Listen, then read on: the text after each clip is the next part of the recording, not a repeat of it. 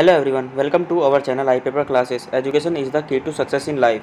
तो दोस्तों आज फिर से स्वागत है आपका आपके ही यूट्यूब चैनल में। तो दोस्तों आज हम करने वाले हैं क्या, जनरल साइंस के मोस्ट इंपॉर्टेंट क्वेश्चन। क्या दोस्तों, जनरल साइंस के हम आज मोस्ट इंपॉर्टेंट क्वेश्चन देखने वाले हैं किस किस के लिए, जो NCERT जो एग्ज़ाम है, ठीक है, उसके लिए, और प्लस हमारा क्या है ग्रुप डी।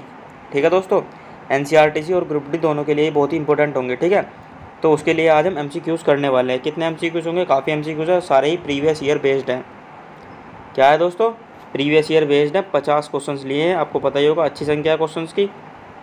ठीक है, और जितने भी क्वेश्चंस हैं वो सारे इंपॉर्टेंट होने वाले हैं, जिसमें आपके क्या होंगे, फिजिक्स के क्वेश्चन होंगे, केमिस्ट्री होंगे और बायोलॉजी के होंगे, और पोर्सन वाइज होंगे कि हाँ इतने क्वेश्चन फिजिक्स के हैं, फिर आगे हमारा पोर्सन आएगा बायोलॉजी का, फिर आगे आएगा हमारा केमिस्ट्री का। ठीक है दोस्तों, तो इस प्रकार से हम आज के सेशन को अपने को कंप्लीट करने वाले हैं। ठीक है, तो दोस्तों आज का ये पार्ट 1 है।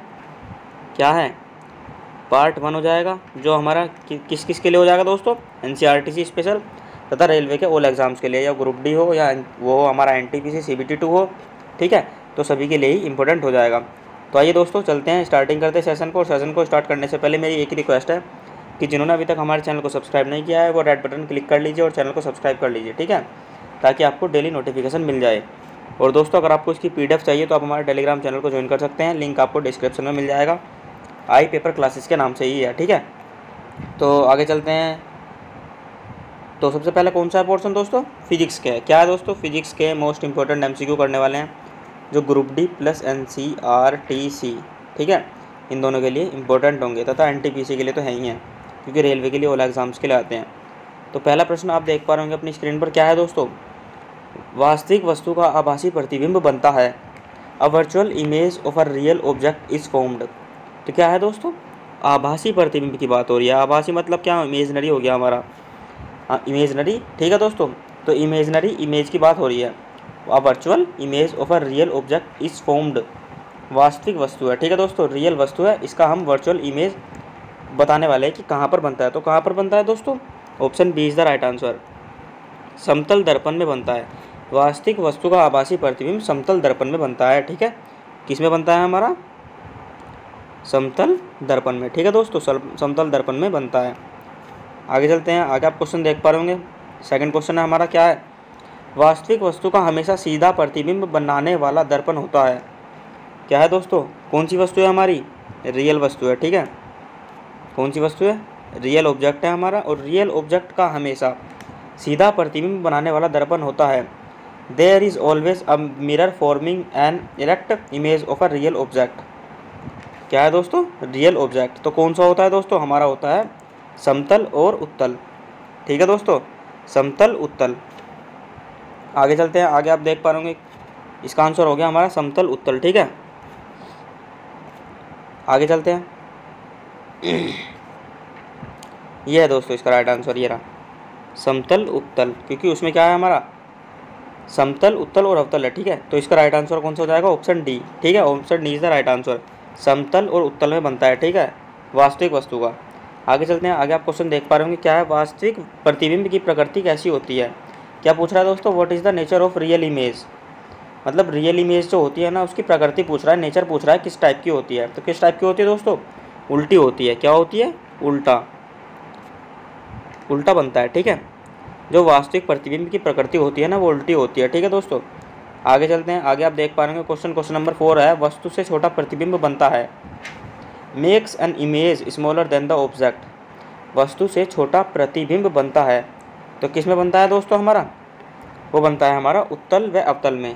क्या है दोस्तों, उत्तल व अवतल दोनों दर्पण में बनता है। ठीक है, उत्तल व अवतल दोनों दर्पण में बनता है कौन सा, वस्तु से छोटा प्रतिबिंब। ठीक है, आगे चलते हैं, आगे आप क्वेश्चन देख पा रहे होंगे। क्वेश्चन दोस्तों अगर सेशन अच्छा लग रहा हो तो सेशन को जरूर लाइक कर दीजिए और ज़्यादा से ज़्यादा अपने फ्रेंड्स के बीच में शेयर कर दीजिए, ताकि सभी तक बच्चे को, मतलब सभी को वीडियोस पहुंच जाए। ठीक है, और सभी को हेल्प हो। ठीक है, आगे चलते हैं।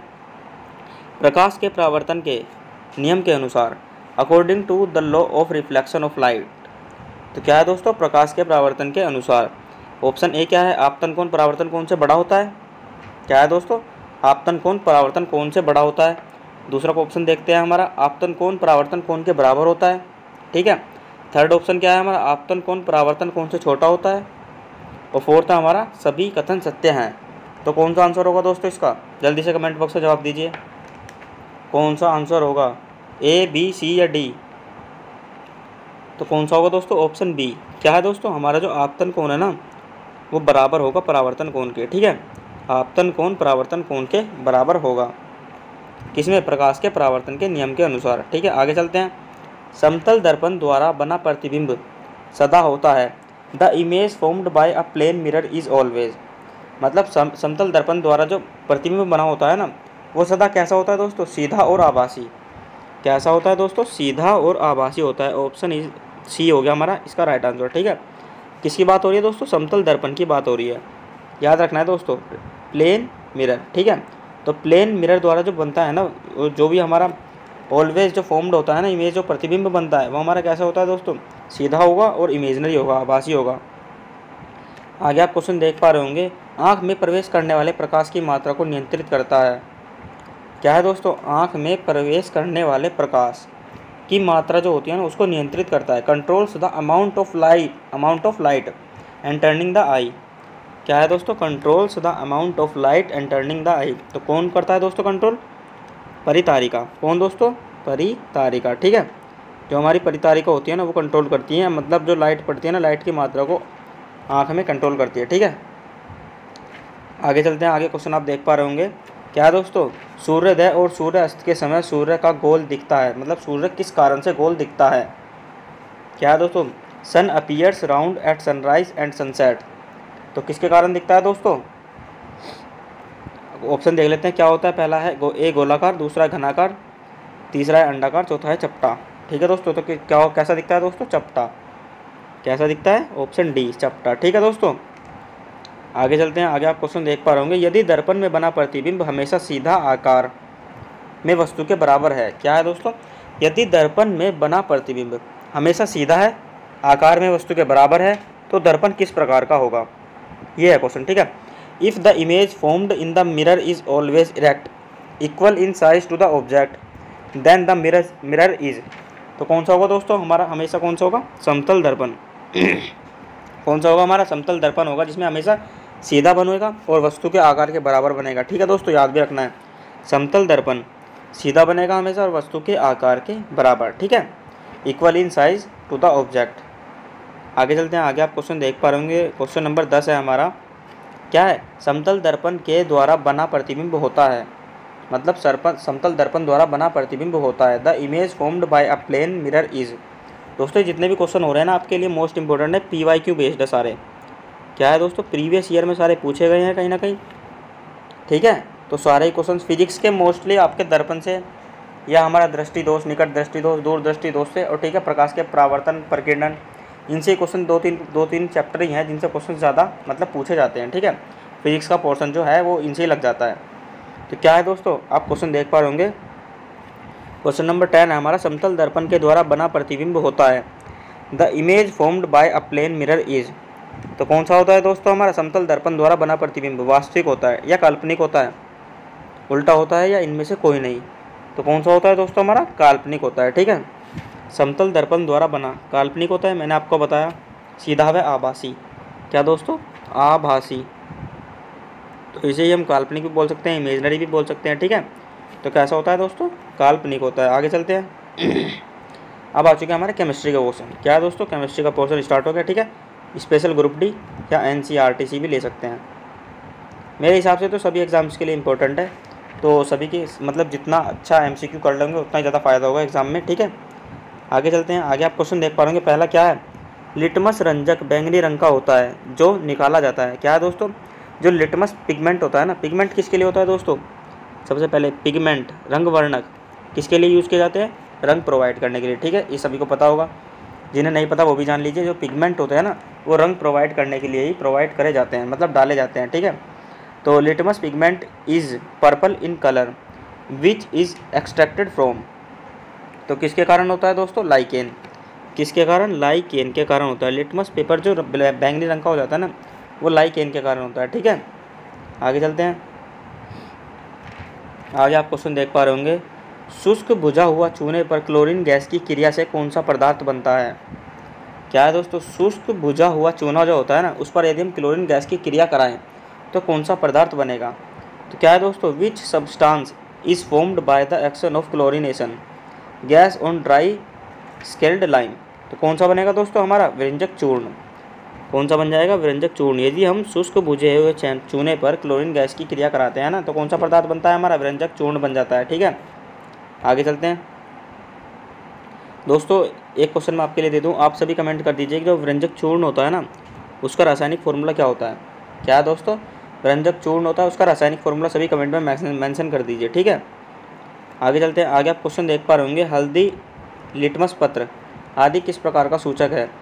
What type of indicator is turmeric, litmus paper etc।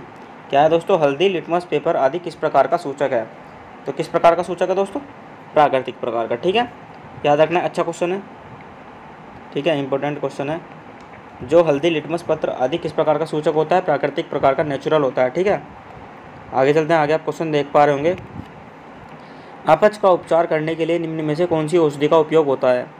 तो which of the following medicine is used to treat indication. तो किसके लिए दोस्तों? अपच का उपचार करने के लिए। क्या है? अपच का उपचार करने के लिए इनमें से किस औषधि का उपयोग होता है? तो क्या है दोस्तों? ऑप्शन क्या है? ऑप्शन देख लीजिए, एंटीसिड हो गया हमारा, एंटीबायोटिक हो गया, या एनालिजिस्ट हो गया, या एंटीसेप्टिक हो गया। तो कौन सा होता है दोस्तों? एंटीसिड का। क्या है दोस्तों हमारा? एंटीसिड जो होती है ना, इस मेडिसिन या औषधि कह सकते हैं का उपयोग होता है किसके लिए? अपच का उपचार करने के लिए। ठीक है, आगे चलते हैं। आगे आप क्वेश्चन देख पा रहे होंगे, निम्न में से कौन ऑक्सीकरण नहीं है? क्या है दोस्तों? निम्न में से कौन ऑक्सीडेशन नहीं है? निम्न में से कौन ऑक्सीकरण नहीं है? तो which of the following is not oxidised. तो कौन से नहीं है दोस्तों? निम्न में से कौन ऑक्सीडेशन मतलब क्या है दोस्तों? ऑक्सीकरण नहीं है। तो ये क्वेश्चन आई थिंक मुझे लग रहा है ऑप्शन इसमें सही नहीं दिया है। ठीक है, तो चलिए दोस्तों, इस क्वेश्चन को हम बाद में डिस्कस करेंगे। इसका ऑप्शन आई थिंक सही नहीं दिए है, मैचिंग नहीं हो पा रही है। ठीक है, बाद में देखते हैं इसे। अगर सही होगा तो कमेंट बॉक्स में जवाब दे दीजिए जितने भी स्टूडेंट हैं सभी, कि क्या है निम्न में से कौन ऑक्सीकरण नहीं है? Which of the following is not oxidised. तो क्या है? दहन, अवक्षेपण, भोजन का पाचन या श्वसन। सभी को कमेंट बॉक्स में जवाब दीजिए जिन्हें आंसर पता है। ठीक है, आगे चलते हैं। आगे देख पा रहे हैं क्वेश्चन नंबर 6। क्या है दोस्तों? प्राकृतिक गैस का दहन किस प्रकार का रासायनिक अभिक्रिया है? तो what type of chemical reaction is the combustion of natural gas. क्या है दोस्तों? प्राकृतिक गैस का दहन किस प्रकार का रासायनिक प्रक्रिया है? तो किस प्रकार की रासायनिक प्रक्रिया है हमारा? ऊष्माक्षेपी अभिक्रिया है दोस्तों। किस प्रकार की है? ऊष्माक्षेपी।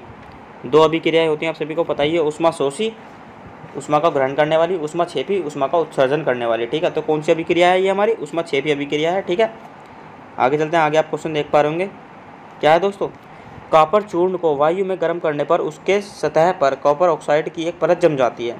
इस परत का रंग कैसा होता है? अच्छा क्वेश्चन है, अच्छा नहीं, बहुत ही अच्छा क्वेश्चन है दोस्तों। जो लेंथी क्वेश्चन होते हैं उन्हें तो बच्चे देख कर ही छोड़ कर आ जाते हैं, टाइम ही नहीं होता इतना पढ़ने का। ठीक है, तो कॉपर चूर्ण को वायु में गर्म करने पर उसकी सतह पर कॉपर ऑक्साइड की परत जम जाती है। इस परत का रंग कैसा होता है? When copper powder is heated in air, a layer of copper oxide is deposited on its surface. तो what is the colour of this layer? तो किस प्रकार का होता है दोस्तों? काली कलर की लेयर बन जाती है। किस टाइप की? ब्लैक कलर की लेयर बन जाती है हमारी किस पर? व्यंजक चूर्ण को। ठीक है, जब वायु में गर्म करते हैं उसकी सतह पर कॉपर ऑक्साइड की ब्लैक कलर की लेयर जम जाती है। ठीक है, आगे चलते हैं। आगे क्वेश्चन देख पा रहे होंगे आप, साग सब्जियों का विघटित होकर कंपोस्ट बनना किस अभिक्रिया का उदाहरण है? The decomposition of vegetables into compost is an example of which reaction. तो किसका एग्जाम्पल है दोस्तों? उभयगामी का, या प्रतिस्थापन का, या ऊष्माक्षेपी का, या ऊष्माशोषी का। तो किसका है दोस्तों? ये हमारा हो जाता है ऊष्माक्षेपी का। किसका दोस्तों? ऊष्माक्षेपी। हाँ ठीक है, ऊष्माशोषी होगा ये दोस्त। ठीक है, ऊष्माशोषी का या ऊष्माक्षेपी दो होती है ना, क्योंकि मैंने अभी आपको बताया। तो ऊष्माशोषी का उदाहरण है ये किसका दोस्तों? साग सब्जियों का विघटित होकर कंपोस्ट बनना किस अभिक्रिया का उदाहरण है? ऊष्माशोषी का। ठीक है, ये मिसप्रिंट हो चुका है, शोषी लगा लीजिएगा।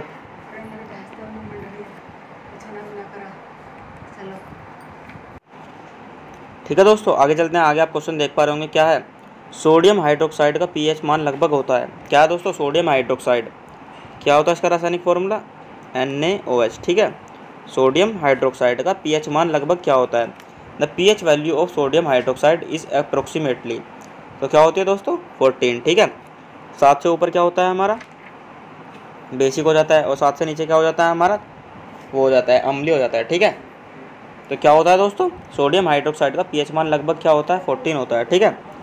और 7 पर क्या होता है हमारा, 7 पर होता है हमारा उदासीन। आगे चलते हैं, आगे आप क्वेश्चन देख पा रहे होंगे, किस उदासीन विलयन का पीएच मान है, मतलब किसी उदासीन विलयन का पीएच मान होता है। मैंने अभी आपको बताया क्या है, what is the pH value of natural solution, मतलब जो नेचुरल सॉल्यूशन होगा ना, क्या दोस्तों, नेचुरल सॉल्यूशन होगा उसका पीएच मान क्या होगा, 7। फॉर एग्जांपल के ले लें हम वाटर, ठीक है, वाटर की पीएच वैल्यू क्या होती है, लगभग 7 के करीब होती है, ठीक है। तो 7 से ऊपर हमारा अम्लीय होगा, 7 से नीचे हो गया हमारा क्षारीय, बेसिक नेचर का हो जाएगा, ठीक है। और 7 पर क्या हो जाएगा हमारा उदासीन विलयन, ठीक है, नेचुरल स्टेट में हो जाएगा। अब मैं आपसे पूछूँ, एक क्वेश्चन पूछ लेता हूँ, चलो मैं इसी में ही, जो हमारा रक्त होता है, क्या दोस्तों, ब्लड जो होता है रक्त, उसका पीएच मान कितना होता है, क्या है रक्त की पीएच वैल्यू, सभी बताइए कमेंट बॉक्स में कितनी होती है, ठीक है। आगे चलते हैं, आगे देख रहे हैं आप, क्वेश्चन देख पा रहे होंगे, दांत का मसूड़ा किस पदार्थ का बना होता है जो काफ़ी कठोर होता है, क्या है दोस्तों, एक्सीडेंट। फॉर एग्जांपल के यदि मैं बात करूँ, एक्सीडेंट हो जाता है किसी व्यक्ति का, तो उसमें जो सबसे हार्ड चीज़ होती है ना, जो सबसे लास्ट में जाके कि बहुत ही विभिन्न परिस्थितियों में जाकर टूटती है, ब्रेक होती है, तो कौन सी होती है दोस्तों, वो होता है मसूड़ा। कौन होता है दोस्तों, मसूड़ा होता है हमारा, ठीक है। तो क्या होता है दोस्तों, मसूड़ा ही होता है जो सबसे लास्ट में जाके टूटता है, ब्रेक होता है, ठीक है। तो अब हम बात करें तो मसूड़ा होता है हमारा वो किस पदार्थ का बना होता है जो काफ़ी कठोर होता है, तो किसका बना होता है दोस्तों, कैल्शियम फॉस्फेट का बना होता है। किसका बना होता है, कैल्शियम फॉस्फेट का। याद रखना है, बहुत ही अच्छा क्वेश्चन है, एग्जाम में पूछा जाता है, ठीक है। जो काफ़ी कठोर होता है, मतलब जो मसूड़ा होता है वो किस पदार्थ का बना होता है, कैल्शियम फॉस्फेट का बना होता है। अच्छा क्वेश्चन है। आगे चलते हैं, इमली में कौन सा अम्ल पाया जाता है, इमली में कौन सा अम्ल पाया जाता है, तो ठीक है दोस्तों, सभी को पता होगा इमली खट्टा होता है, ठीक है। तो खट्टा होता है तो कौन सा अम्ल पाया जाता है, विच एसिड इज इन, क्या है दोस्तों, टैमेरिंड। तो इमली में कौन सा अम्ल पाया जाता है, तो कौन सा अम्ल पाया जाता है इमली में, इमली में होगा हमारा टार्टरिक एसिड। कौन सा होता है दोस्तों, option B is the right answer of this question. जो हमारा टार्टरिक एसिड होता है ना, वो टैमरिन में पाया जाता है, जो इमली में, ठीक है, होता है। अब आगे चलते हैं, आगे आप देख पा रहे होंगे, उपचयन अपचयन अभिक्रिया को क्या कहते हैं, what is an oxidation reduction reaction cold. तो कौन सी होती है दोस्तों, उपचयन जो अपचयन अभिक्रिया होती है ना, जो केमिस्ट्री को होती है, 12th में पढ़ी भी होंगी सबने, तो इन्हें क्या कहते हैं हम, रिडॉक्स अभिक्रिया। बहुत ही अच्छा क्वेश्चन है, पॉपुलर क्वेश्चन है, काफ़ी बार पूछा जा चुका है एग्जाम में हमारा। उपचयन अपचयन अभिक्रिया को क्या कहते हैं, रिडॉक्स अभिक्रिया होती है, ठीक है। आगे चलते हैं, आगे आप देख पा रहे होंगे क्वेश्चन, दानेदार जस्ता पर तनु सल्फ्यूरिक अम्ल डालने पर कौन सा गैस उत्सर्जित होती है, मतलब दानेदार जस्ते पर, ठीक है, ग्रैनुलर की बात हो रही है, ग्रैनुलर जस्ते पर हम यदि सल्फ्यूरिक अम्ल डाल दें, ठीक है, तो कौन सी गैस उत्सर्जित होगी, which gas is released when dilute sulphuric acid is poured on, क्या है दोस्तों, ग्रेनुलाइज्ड जिंक। तो कौन सी गैस उत्सर्जित होगी हमारी, तो वो होगी हमारी, क्या है दोस्तों, ये हमारी ये वाली गैस है, ठीक है।